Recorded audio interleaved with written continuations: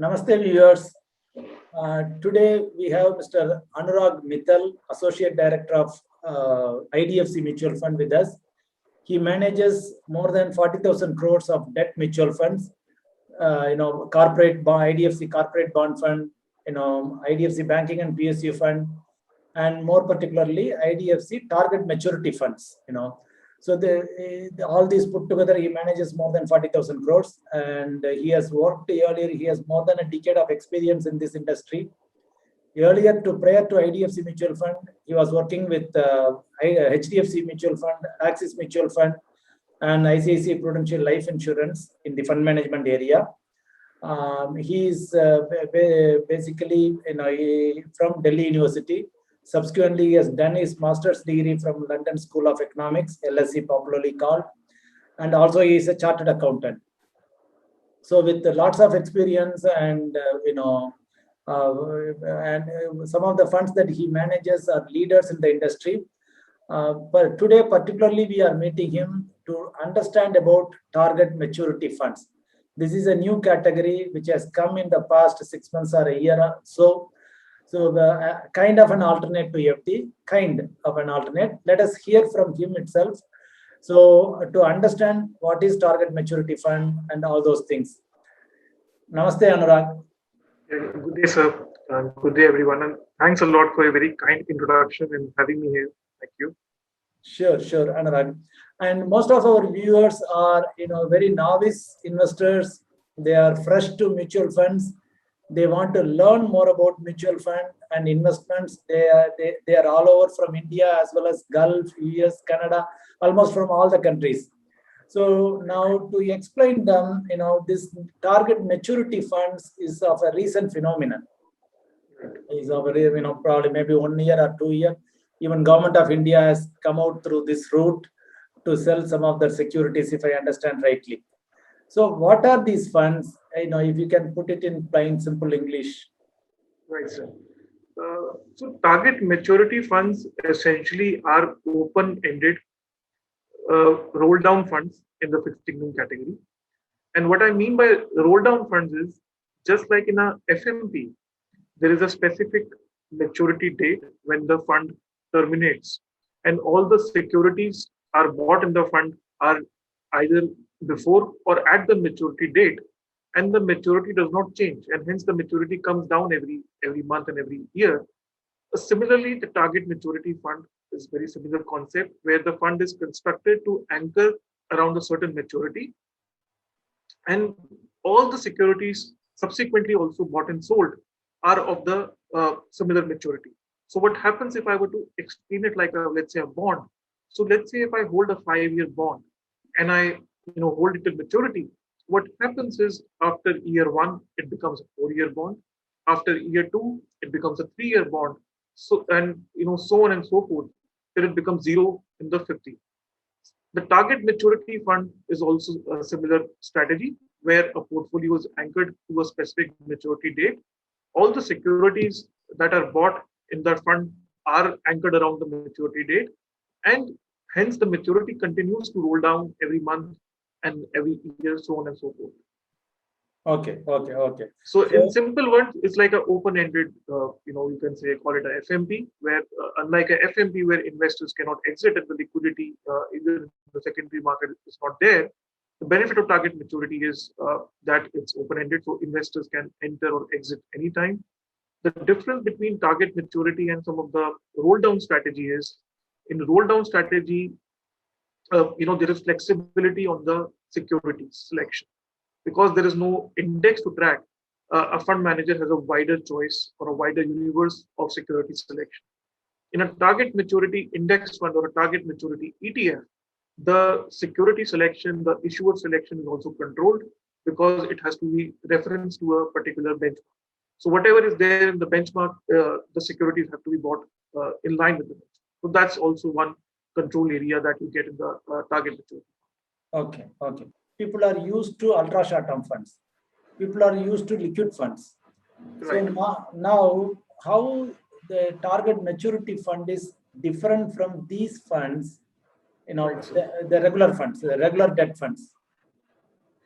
Right. So some of the funds that you mentioned are, funds for very near-term cash deployment. So like a liquid fund or ultra short-term fund, typically people deploy for a very, short period of time, let's say between 7 day to let's say a 6 month. But even if you compare to, let's say otherwise actively managed, let's say short-term funds or corporate bond funds, even then, there the maturity, view is taken by the fund manager. The issuer selection, everything is done by the fund manager within the SEBI categorization. So it's the fund manager call that what maturity the fund manager should be running, in what sectors the fund manager should be investing. So the predictiveness of the open-ended fund uh, is quite wide, in the sense that it depends on the interest rate view of the fund manager prevailing at that time. Whereas in a target maturity fund, uh, the outcome is more predictable compared to an open-ended debt fund, because the maturity at which the fund will be at all points in time. So just to give you a simple example, let's say today you pick out any short-term fund and you ask the fund manager that where the maturity of that fund will be, let's say next 12 months. Most likely the fund manager will not be able to answer, because even the fund manager does not know what their view will be in next 12 months. But in a target maturity fund, you will have a basic understanding, depending on the target maturity date of the fund, that where the maturity is likely to be headed. So it's more predictable, and hence investors can self-assess the return outcomes for themselves compared to a actively managed fixed income fund. Okay. So when the maturity ends, when the maturity date comes, this fund doesn't exist anymore. So it winds up and pays back to the investors. Am I right? Uh, that's right, sir. Yeah. Investors can exit before the maturity also, but yes, if the investor chooses to stay till the maturity, the fund terminates and investors will get their money. Yes. We will get the money or reinvest whatever they want to do. Correct. So in a way, say like this, if I can say like it is like a FD kind of thing as far as maturity is concerned. Say Right. you know the maturity date for a fixed deposit in 5 years, 3 years, 1 year, whatever it matures. Similarly, here also you have the surety of the maturity date. That is one. Right. On the other side, what are the major advantages of these funds? Why should an investor look at these funds when you have so many plethora of other funds in that category? Typically, investors in fixed income are looking today, they are ultimately looking at FD alternates. They are looking at counter-cyclical, assets to add to their portfolio. They are looking for, so from fixed income, what their basic expectation is one, it should outperform the fixed deposit. Second, it should provide stable returns. That that let's say whenever they need that money, it should not lead to too much volatility, and they should have a more predictable outcome from a fixed income asset class. So target maturity helps in that, because one, you have a defined maturity profile. Second, because of the fund has to follow a particular index, you also know the what kind of instruments that the fund will buy. So let's say if the fund is a government bond target maturity fund, so you know beforehand that the fund can only buy government bonds in the portfolio. If it's a corporate bond or a SDL fund, you know that it can only buy, let's say, a corporate bond of a particular rating, or let's say SDL in the portfolio. So that's that. It gives you a kind of certainty. It gives you kind of the portfolio composition. It gives you the maturity. So you have those predictable nature in these funds, which you don't have possibly in some of the other actively managed funds. Okay. So if I can put it, there is certainty of maturity. I mean, the portfolio, Right. you know exactly what you are buying. If it is government bond, it is government bond. It is, so that is fixed. Right. Maturity is fixed, and there is predictability on the return. Yes, a range of predictability. So how investors can look at these, when they're entering a target maturity fund, is that they can look at the gross YTM of the fund. They can look at the expense ratio of the fund. They also have to account for a reinvestment risk, because what happens is the coupon at which the fund receives on its portfolio every year might not be reinvested at the same rate at the original investment. So just to give a simple example, so let's say the coupon is 7%, and at the end of the year, or 6 months, as so on case may be, when you get the coupon on those bonds, it might not be reinvested at the same rate. So one has to take into account some reinvestment risk, and in case of, let's say, non-sovereign debt, one also has to take view on basis risk, is that all issuers at all points in time might not perform in lockstep. So obviously, if the fund is held till maturity, then some of these issues, let's say like basis risk, is not really that much there. But if the investor exits before the maturity date, then the investor should account for these aspects as well. Okay. How they compare with that of we discussed, but just to put it in front of the viewers, how they compare with that of fixed deposits? Why instead of getting into a fixed deposit, Right. investors should consider this fund? So what investors can do when they're comparing a fixed deposit, so they should compare the same tenor, the same quality of the bank with a comparable credit quality target maturity fund. And then firstly, they should, like I said, they should start, the starting point of the gross YTM, which they can get from previous months or fortnight's fact sheet. And from there on, they need to adjust for the expense, they need to adjust for the reinvestment risk. And if it's a non-sovereign portfolio, they need to take into account maybe possibly some basis risk within the issuers.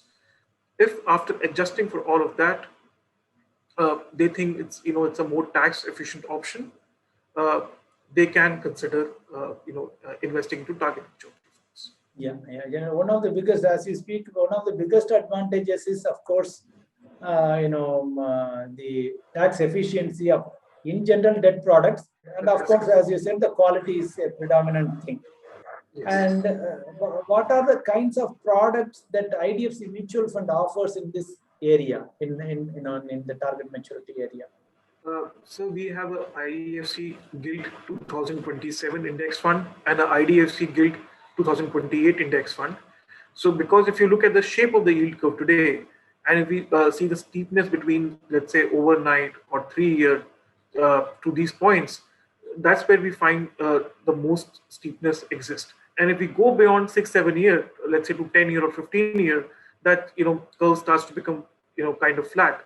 So what we saw for investors, that ultimately, if let's say investors are looking to invest for longer term, and they are wanting to exploit the maximum value on the yield curve, these 6 and 7 year points provide the maximum value on these points. The second point, what we also looked at when we were deciding on these indices was, if you look at the corporate bond to GSEC spreads today, or let's say GSEC to SDL spreads today, they are at one of the lowest in the last 5-6 years. So what we also realize that right now government bonds on this point of the yield curve provide the maximum value for investors if they are looking for a target maturity strategy. Because one thing investors also need to keep in mind is the impact cost of the portfolio. But although they might be looking to invest in maturity, what happens is, let's say the portfolio is very illiquid and there are large inflows or outflows in the fund. In case of any illiquid security, let's say the fund manager has to buy any illiquid security or sell, it can lead to some impact cost even on the existing investors.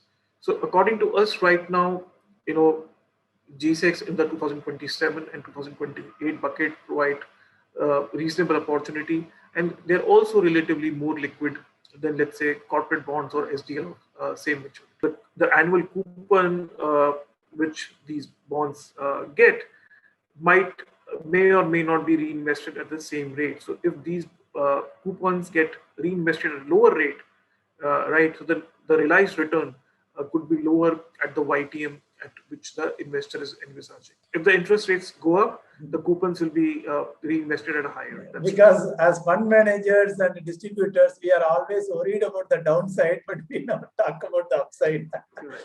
So You're absolutely right. Yeah. The risk is fine. So that reinvestment risk is there for that portion of that 6% or 7%, whatever you are getting every year. That may work either ways. And if people exit in between, they may get little higher or lower than the OITM. Am I right? I mean, not OITM. Yes, if they exit in between, apart from the accrual, they're also subject to mark-to-market movement on the portfolio.